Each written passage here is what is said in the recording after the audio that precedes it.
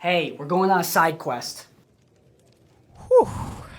This probably should have been a Valentine's Day episode, but I had other stuff going on with Critical Role, so we had to delay it. Sorry about that. But the point is that if you're not a fan of this channel, you might not be aware, but we are a tabletop role-playing game and Dungeons & Dragons drama channel. We talk about a lot of tea here on Critical Failure. However, today we're going into a bit of a side quest to cover general fandom stuff, specifically in regards to asexuality, especially since, like I said, it's near the day of love, near Valentine's Day, and irony is funny. If you don't know what asexuality is a spectrum covering asexuality, little to no sexual attraction, and aromanticism, little to no romantic attraction. These things are often conflated, but they are not the same thing, though they often do follow a broad community that tries to support each other as best we can.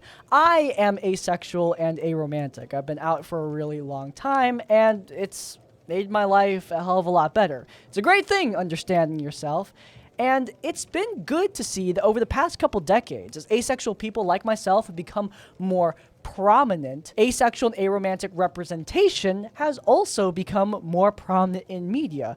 Gone are the days where Dr. House is curing asexuality, and now asexual and aromantic characters are featured from everything from fantasy to sci-fi to teen dramas. I mean, like I said before, we're a tabletop channel. If you're a big fan of D&D actual plays, I'm sure you know Critical Role and Dimension 20. These are bastions for great asexual representation. And these characters have been received very, very well by fans, accepted as the asexual or aromantic or both kings and queens that they are. But I have to say, while we've seen a lot of strides, we've also seen an undercurrent of resentment in some fandom spaces. And I wanted to talk about that.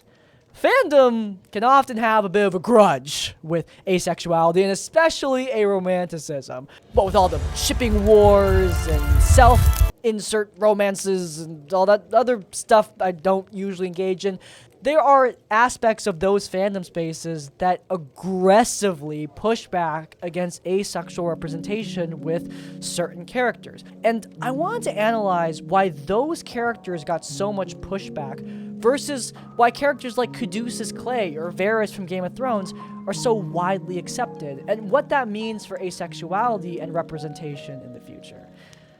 Without further ado, guys, what the hell happened?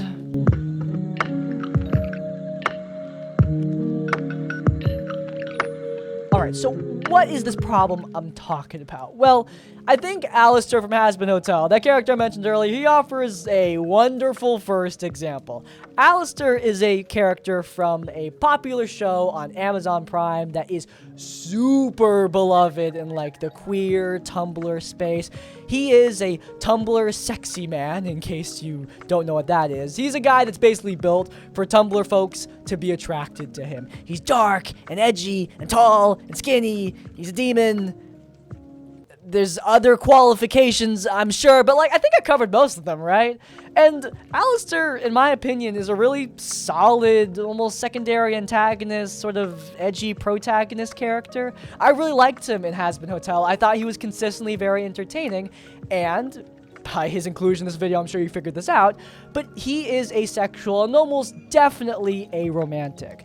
He has a coming out scene. It's not really like a coming out scene, but it's a scene where it's definitely revealed explicitly in the show that he is asexual. Who's this you brought with you? Come now, Alistair. She's much too young for you. Oh, I'm just kidding. I know you're an ace in the hole. A what now? The context of the scene, for the record, is that Rosie is joking that Alistair would not be in a relationship with this girl, obviously because he's asexual and also probably aromantic. Those two things were probably conflated here.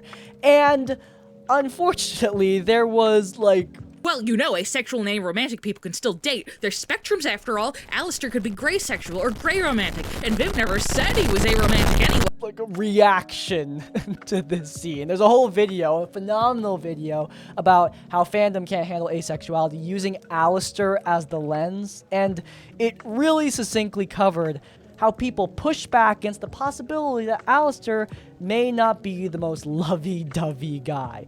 The serial killer demon, I know. Shocking. Now, I'm not going to sit here and try to pretend like Alistair is the perfect asexual representation. We're actually going to go over this some more in the future. But understand that right now, Alistair serves as a great example of a really popular character who is beloved, who gets in a ton of controversy because it's explicitly spelled out that he's asexual. In this case, a lot of the counter arguments revolve around the possibility that, like, oh, well, he's just confirmed as asexual. He's not necessarily, like, aromantic. Also, asexuality is like a whole spectrum. He could be, like, gray or demi. Like, so he could totally still be in a relationship with my favorite character. Like, the ship's still valid, right, guys? A lot of that kind of thing. That's not the only argument that's used. Let's take another character, for example. Gwenpool from Marvel Comics, a meta-narrative character who I really love. She's a fourth wall-breaking queen who's come here to save us from the LOL-type characters and poke fun at them, taking the shit out of Deadpool. It's great. Love Gwenpool, she's really fun. And while her writing has gotten, well, so-so over the years, I'm hoping to see a comeback with her surge in popularity thanks to, like, Fortnite, of all things. But recently, she was revealed to be an asexual and aromantic character. She came out in the comics, and people did not have a great reaction to that either.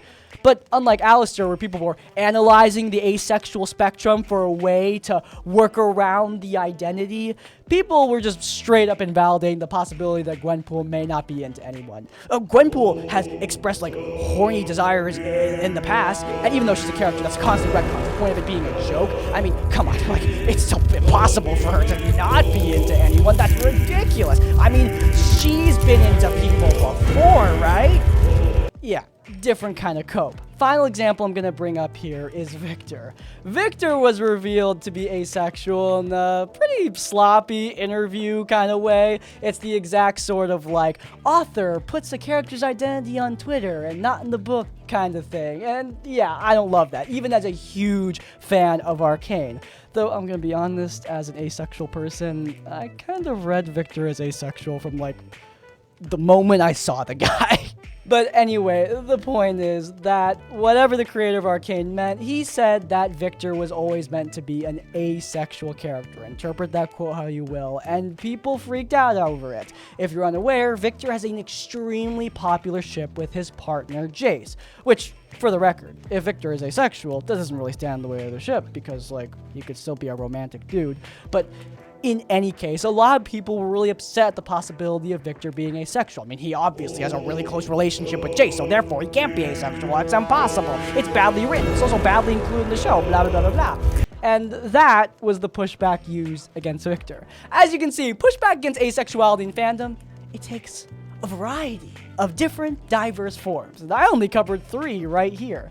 And these are all really popular fandoms. Not only really popular fandoms, but, like, most of these are really popular in, like, queer spaces. Hazbin Hotel and Arcane specifically. Very, very popular in queer spaces.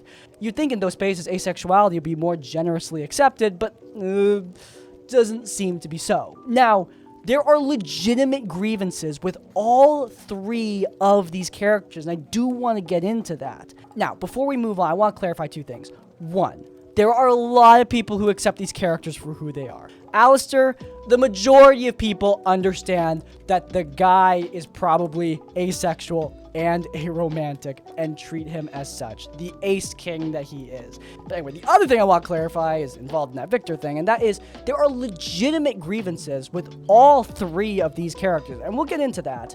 But I still think it kind of feeds into what I'm talking about here with fandom's pushback against asexuality.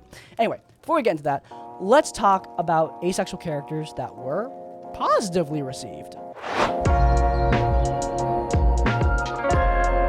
Alright, let's start with the character that revealed my asexuality to me, Varys from Game of Thrones. Obviously, Game of Thrones is an extremely popular show with a ton of people watching it, and a lot of those people don't know what asexuality is. So obviously the reaction to him being asexual was not like universally positive, but for the most part, for such a massive fandom that spreads so many different age groups, yeah, Varys is generally accepted as being an asexual character.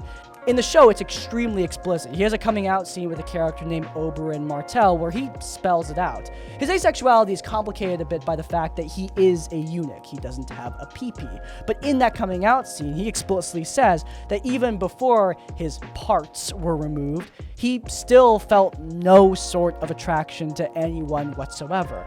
In fact, the show further neutralizes this idea by having other eunuchs, such as Grey Worm and the Unsullied, have romantic and sexual attraction, despite the fact that they are, again, also eunuchs. Varys is asexual. It got nothing to do with his parts.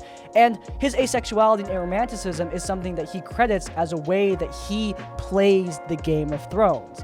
It is an interesting part of his character. It's not a major part of his character by any means. He has far more character traits than just being asexual, but he is, in my opinion, a phenomenal character that happens to also be asexual and aromantic. Another example of that kind of character is Caduceus Clay. Caduceus is an amazing character from the actual play Critical Role. Again, he does not revolve around his asexuality by any means. He's just a character that happens to also be aromantic and asexual. Just like Varys, he has a coming out scene with Nott, and throughout the show, there are jokes and barbs at his asexuality, which are fun. I do love Caduceus' asexual confusion. And besides being asexual, he's probably one of my favorite characters in the Mighty Nine, a wonderful, peaceful cleric of the Wild Mother, determined to bring his friends along with him on the righteous path. It's awesome. He's just such a cool, wise, amazing character played by Taliesin Jaffe to a wonderful degree.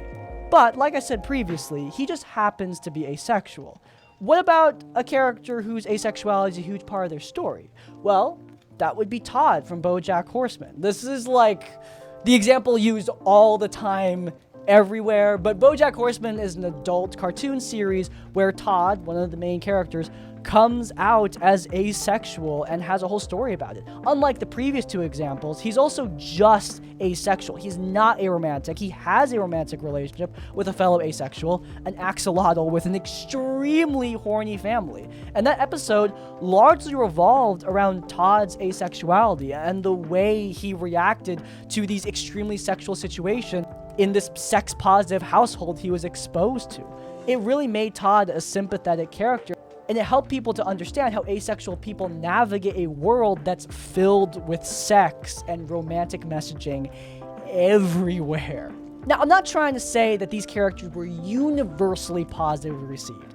That's nonsense. Nothing is universally positively received. But there was no trending Twitter drama over Caduceus Clay being revealed to be asexual and aromantic, like there was with Alistair or Victor. There's not continuous arguments over the technicality of Todd's asexuality. No one is pushing back aggressively against Varys for the sake of shipping. So again, what's the difference? Hey, asexuality is super cool. You know what else is cool? Today's sponsor! This week's videos are sponsored by CZEPEKU tokens. Now, I know you guys all know CZEPEKU from their maps, because even outside of sponsored videos, I never shut up about them. But CZEPEKU has expanded beyond their beautiful, gorgeous, affordable maps and added gorgeous, beautiful, affordable tokens to the roster. Their website is a massive library of tokens, with new collections of tokens being added constantly. And each token has so many elements of customization that let you make the token perfect for your specific encounter. Also, if you subscribe at the top tier, you can request tokens from CZEPEKU, and there's a pretty good chance they'll make them. I might be exposing myself here, but this Oni token up here, yeah, I anonymously requested that, and only a few days later, it was there. And I'm not the only one. I see recommendations being made constantly, which makes sense because high-quality tokens are going up on the website so often. If you're interested, you can head down into the description or to the pinned comments where you will find a link to CZEPEKU tokens. Thank you so much to CZEPEKU for sponsoring this week's videos. As always, supporting our sponsors does support us. And without further ado, let's get to that side quest.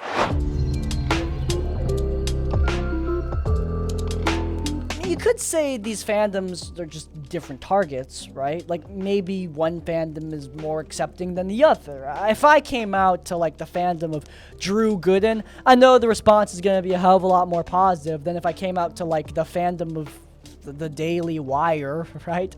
But come on, the dynamics and differences between like Has-Been Hotel and Critical Role are not that extreme. Again, asexual characters, and even asexual people, receive a lot of pushback, even in queer spaces, so I just don't think that that's really it. The dynamics and demographics of these different fandoms, I think they vary, but not enough to the point where I think it affects the way people react to asexual characters. It's possible, but I don't think it's very likely. What about the reason that I'm sure people are screaming over and over again? It's the quality of the writing. Like I said earlier, there are legitimate grievances with Alistair, with Gwenpool, with Victor. Victor having the most. Victor's asexuality is almost completely unexplored. Arcane takes an extremely show-don't-tell approach with a lot of its storytelling, and I think it really works extremely well. But asexuality is one of those things that, in my opinion, it's really hard to do a show-don't-tell subtle approach with asexuality, right? There are scenes in Arcane where I'm almost certain now that that's what the writers were trying to do, but it can be interpreted in so many different ways, especially with how Victor's story ended up going. Now, I do want to say right here, and I want to make this clear, Arcane is still a phenomenal show, but, you know, you can only do so much. No show is perfect, and this is one of those cases where things were probably left on the chopping room floor or just not prioritized by the narrative, and I think that that's fine. Frankly, Arcane is a show about a lot more than just shipping, and especially a lot more than Victor's asexuality. I think there are times where they tried, but they didn't do the best job, and that's gonna happen. I think another big problem with Victor and also with Alistair is that they fall into some harmful asexual tropes. Victor ends up becoming an emotionless god, eldritch being, and Alistair is a straight-up serial killer. These are harmful tropes that are often enforced upon asexual people because if you don't experience sexual or romantic attraction, you must not experience any feelings at all. However, honestly, I'd push back on some of these narratives. I think it's okay for asexual people to be villains every now and then. It's the same way I feel about, like, Asian characters being martial artists. Like, yes, if it gets done all the time, 24/7, never stopping, then yeah, that's bad. But, like, Asian martial artists are cool. And, like, Alistair is a sick as hell villain. And frankly, his story's not over. We don't know where Alistair is going to go in the future. He may become the big bad. He may be redeemed and become a good guy. Who knows? I don't think that it's just the writing of the rep that matters. Yes, I want representation to be better in media, obviously. But I think it's really telling the way people push back against characters like Gwenpool or characters like Victor. They're not pushing back against flawed asexual coming out comics or flawed asexual representation because asexual and aromantic people deserve better representation. They're pushing back because they don't want these characters to be asexual, aromantic. And that's the key. The real difference between characters like Varys and characters like Alistair. Y'all are horny for people like Alistair. Look, I am diving head frickin' first into the what is true dimension with this one. But I do think it's important for us to acknowledge that there is a pretty plain truth here. A lot of the time, when people push back against asexual and aromantic representation, it is because the characters are popular in shipping culture or Rule 34 culture. There's a response video to Gwenpool's coming out where, like, the top comment is just people joking like, ain't gonna stop us Rule 34 artists, am I right? Just shipping characters or drawing horny fan art of them, dude, harmless fun, okay? If anything, hell yeah. A lot of my favorite people are Jace X Victor artists. That is not a problem by any means. I think you should have your headcanons, your fandoms, your interpretations of these characters. That's fine. And you should be able to draw them and celebrate them and love them. It's awesome. But the problem is when those are used as a blunt force tool to knock out asexual representation. People use this as an excuse to push back against asexual representation, to say that these characters should be changed, that they shouldn't be asexual. This was especially clear with Gwenpool. People weren't asking for Gwenpool's coming out to be improved. It had a lot of flaws in the comics, at least in my opinion as an Arrow Ace person. I think it could be better. I'm glad, for the record, that Gwenpool is Arrow Ace. I think that she's a wonderful character, and I'm glad to see something in common with her. But I think there are improvements to be made. However, that's not what a lot of the audience were talking about. They weren't talking about improving Gwenpool as an Arrow Ace character. They were talking about changing her away from being Arrow Ace because it doesn't make sense for her to be Arrow Ace. Asexual representation is okay, as long as it doesn't get in the way of my sexualization of these characters. And like I said earlier, if you ship these characters or whatever, that's fine. I don't think it's like wrong to ship Alistair with Lucifer and Hazbin Hotel. I don't care. That's all fun and games. But when people start fighting against Alistair being asexual representation, or invalidating ace people who feel validated through Gwenpool, that's where the problems start. Because yeah, I'm sure someone's saying this already. These are fictional characters. If someone invalidates their sexuality, who cares? They're not real. And yeah, you're right. They're not real. You're correct. However, I would also respond to that by saying that the language used to invalidate characters like Gwenpool or characters like Alistair is the exact same language used to invalidate real-life asexual people. I mean, all that Gwenpool talk about her being attracted to some men in the past, I mean, that's what so many people used against Jaden Animations when she first came out. Look, I would love to live in a fantasy world where fiction doesn't matter and reality and fiction are completely divorced, but that's just not the world we live in. Our fiction, the stories that we enjoy, they absolutely affect our day-to-day lives and the way we perceive people. That's why representation is important in the first place. I think we should fight for better asexual representation. I think characters like Victor and Gwenpool should be improved. There are definitely strides to be made there. But I don't think we should improve asexual representation by removing and replacing it. Getting it out of the way so people can have their ships. That's not how you improve a story. That's how you erase it.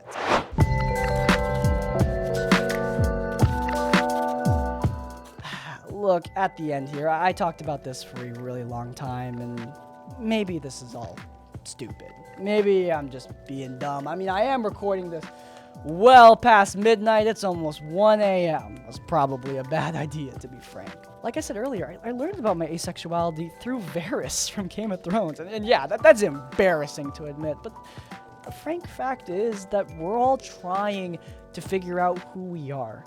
And until we improve our public education system to better represent queer people and to better represent identities across the world, that fiction, that media is going to be the avenue for a lot of young people to learn about themselves. I wish that wasn't the case, but that is the reality that we're living in. And the more we invalidate those people, the more people are going to be trapped in the closet. And I don't want that. And I don't think a lot of the people watching this video want that either. So what's the solution? Well, okay, like I said earlier, the solution is definitely not to stop all shipping of asexual characters, for God's sakes. Look, fanon is just that. Headcanon is just that. My favorite ship of all time is Song So Mi XV, a non-canon cyberpunk ship. So I get it, man. I get it. I just don't think we should be using those stories as a weapon. You don't need to fight for your favorite ship, man. Like, I love Song So Mi XV, but I'm not going to fight with people who like VX Judy or VX Pan Am. I think that's dumb, man. I think that's silly. All right, just let people have their interpretations of their characters. even if those interpretations are that the character is asexual. And it's especially the case if that interpretation comes from somebody who, like, when we see asexual representation that's flawed, we shouldn't outcry that the representation should be removed. We should advocate for improvement. And luckily, especially with Victor, I've seen a lot of that talk. Maybe not on Twitter, because Twitter's a shithole, but like in other places. Surprisingly, Reddit especially, and I'm glad to see that. And how do we improve that representation? Well, include more ace people in the writer's room. A big reason why Todd from BoJack Horseman works so well was because he was written with the help of asexual people. Getting these people into the writer's room is a complicated process. Rowan Ellis made a whole video where the conclusion was this, and she did a great job explaining how long and complicated that process is. But what matters is that we elevate those voices going forward into the future. Look, I know that might all seem like big picture shit, but guys, think about where we were 20 years ago. Most of us didn't even know what asexuality is. Now, it is a much more well-known thing. Not universally, by any means, but the fact that we've come this far means a lot to me. I mean, I've managed to cultivate a almost completely accepting space for asexual people here at Crispy's Tavern. Guys, we can do it. We can have better representation, and we don't need to do it by erasing the representation that we already have. So yeah, that's my video on fandom and asexuality. And our first side quest. I hope you guys enjoyed it. It's definitely a topic close to my heart, and I don't know if anyone's gonna care about it, but I had fun with this. If you guys enjoyed, then you might enjoy the rest of Critical Failure. Most of it, in fact all of it at this point, covers tabletop drama, and we just covered some Critical Role stuff. It's linked up in the cards. But before you go, please leave a like on this one and subscribe to Crispy's Tavern so you don't miss any of our content when it comes out. And finally, if you want to leave your own suggestions or thoughts, go down in the comments down below. If you can't think of a comment, leave the comment improvement, not erasure, to let me know you made it to the end of the video. In essence, like, comment, subscribe. I will see you all next time. Farewell. So, we're missing Valentine's Day by a few days. That's what happens when you film on it every Friday. This probably should have been my